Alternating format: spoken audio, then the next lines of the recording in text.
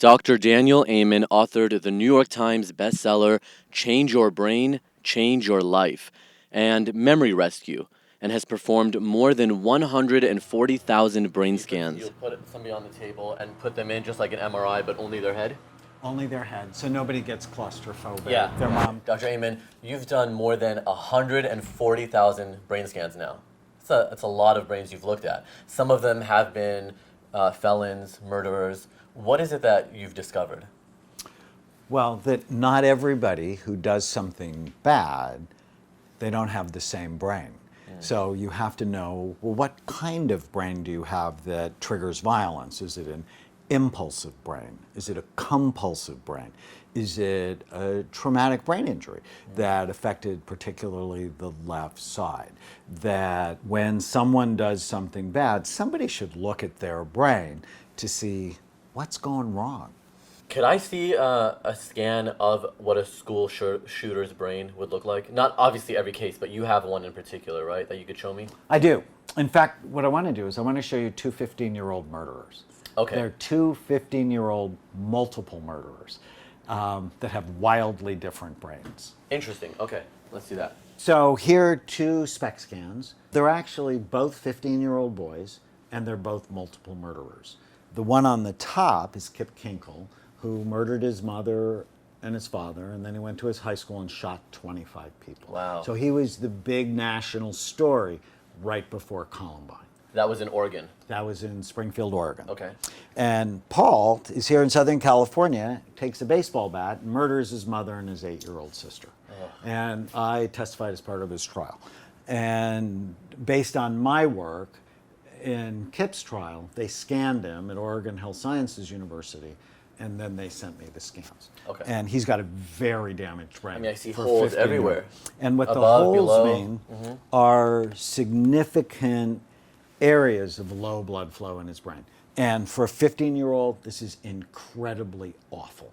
And he's got problems in his prefrontal cortex, focus, forethought, judgment, impulse control, and again, problems in his left temporal lobe. Paul's brain is not so bad. He has trouble here in his temporal lobe. You know, as we spin this around, you can see every area of Kip's brain is troubled. Paul's brain's just on fire. It's a pattern we call the ring of fire. In the front? All around, you see all this red. And you see nothing going on here. So even his cerebellum, which is right here, that should be busy and healthy, he's just got a low activity, damaged brain. He may have had anoxia, lack of oxygen at birth. He may have had an infection going on. We don't know. His brain is working too hard. We often see this in bipolar disorder. So now I want to ask you, looking at these brains, had you seen this on somebody before they had become a mass school shooter, right? In Kip's case, for example, what would you have done, and could it have prevented anything? Yes. Okay. So I would have done something completely different. So he'd seen several psychiatrists. He'd taken Prozac and Ritalin. He's diagnosed with depression. He was depressed. He was diagnosed with ADD, totally fits. The problem is whenever you have a left temporal lobe problem and you put someone on Prozac or Ritalin, you make them worse. I would have put him immediately on an anti-seizure medicine to stabilize the function in his temporal lobe. And then I may have treated his ADD. What the scans do is immediately it becomes medical and not moral. People develop this thing I call brain envy. They want a better brain. And so they're more compliant with treatment. Stigma goes down, compliance goes up, which means people are going to get better faster. Very good point. It's a good point. Because Right, I feel like they every can time... see it. I've been to Colorado to cover shootings there. In Vegas, when the shooting happened, I was there for 15 days, and I do these. And a lot of what you hear, actually most of what you hear, is either gun control, or you hear, you know, what were they looking at social media, who were they hanging out with. I've never heard, until I heard your talk, that they talk about the brain and, you know, what's going on medically in the brain. Right. There's a biology to violence. Now, there's also a psychology and also a social influence and a spiritual influence. You can't miss any of the circles. Dr. Amen became troubled when his own nephew, Andrew, showed signs of wanting to harm his classmates. April 1995, I got a call from my sister-in-law, Sherry, who said that day Andrew had attacked a little girl on the baseball field for no reason. And he hurt her. And she's horrified. And I'm like, what else is going on? And she said, Danny, he's different. He's mean. He doesn't smile anymore. I went into his room today and found 2 pictures he had drawn. One of them, he was hanging from a tree. The other picture, he was shooting other children. So in retrospect, he's Columbine or Aurora or Sandy Hook waiting to happen. In his TED Talk, viewed more than 5 million times, he describes how vital it is to scan the brain in these cases. Did you know that psychiatrists are the only medical specialists that virtually never look at the organ they treat? Think about it. Cardiologists look, neurologists look, orthopedic doctors look. Now, 999 psychiatrists out of 1,000 would have, after they evaluated it, put him on medicine or put him in therapy. But because I was looking at the brain for 4 years before that, I'm like, I want to see it. So then you convince your sister to bring him in for a brain scan. I guess she probably didn't even need to be convinced. You probably just said, hey, bring him in. And you look at his brain, and what do you find? Well, it's the first time I've seen this. I've actually Why don't you show me? seen Can you show me? So this is Andrew's brain. Wow. And right away you can see he's got a big hole. Yeah, there's a hole right there. I mean, I see this little one here, but is it also that? This is it. This is the big deal. Okay. That he's got. In fact, if you hand me my brain, Yeah. my brain model. So here what we're doing is we're looking underneath the brain. Right. Just like this. But you can see this part is missing. It's like, well, where is it? And it turned out he had a cyst the size of a golf ball occupying the space where his temporal lobe should have been. And by then, I'd already correlated left temporal lobe problems to violence. And not just me, other scientists have done that too. And I called his pediatrician. I was in Northern California at the time. They lived here in Southern California. I said, you find somebody to take that out. And he called 3 pediatric neurologists, all of whom said they didn't think the cyst was related to his problem, and they wouldn't recommend operating until he had real symptoms. Didn't look. Right. Then, so after the pediatrician told me they wouldn't take it out, I'm like, I wouldn't accept that. And so I called a friend of mine at Harvard, and she told me the same thing. And she probably can still hear me screaming at her. And then I'm thinking to myself, neurosurgeons do stuff. And so I called the pediatric neurosurgery department at UCLA and talked to Jorge Lazarev. He was the chief there. And when I told him about Andrew, he said, when these kids are symptomatic, we'll take the cysts out or drain the cyst. He said that too. He did, but he said, obviously symptomatic. And so they drained the cyst. And after surgery, I got 2 calls. So one from his mother, who was crying. And she said, the surgery went really well. And she said, Danny, when he woke up from surgery, he smiled at me. Was that a rare thing? He smiled in a year, is what his mother told me. Wow. And then I got a call from Dr. Lazarev, who said, oh my God, Dr. Riemann, that cyst was so aggressive, more aggressive than they saw in the MRI. The cyst was so aggressive, it actually thinned the bone over his temporal Because they waited too long? Well, before because they discovering didn't it? know. Yeah. And they said if he would have been hit in the head with a basketball, it would have killed him instantly. Either way, he would have been dead in 6 months. And tell me where Andrew is now. I hear he's married. So this was in 1995 when it happened, and he was 9 years old.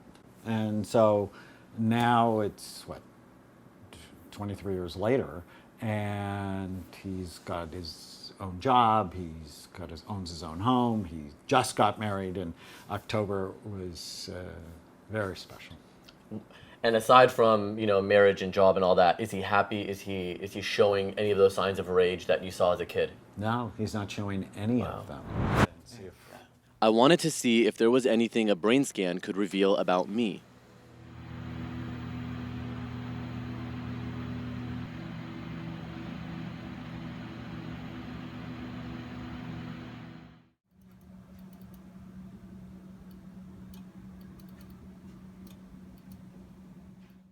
So now we're slicing it from the back to the front. So this is the back of your brain. Here's your cerebellum right here. And it's not bad. I just want it to be better. Yeah, yeah. Because for you, it's not about treating illness, it's about optimization. Right. What Dr. Amen is doing is truly revolutionary and outside of the realm of traditional psychology. You know, he made a good point. He said, we are still treating patients the way we did when Abraham Lincoln in the 1800s went to see his therapist for depression.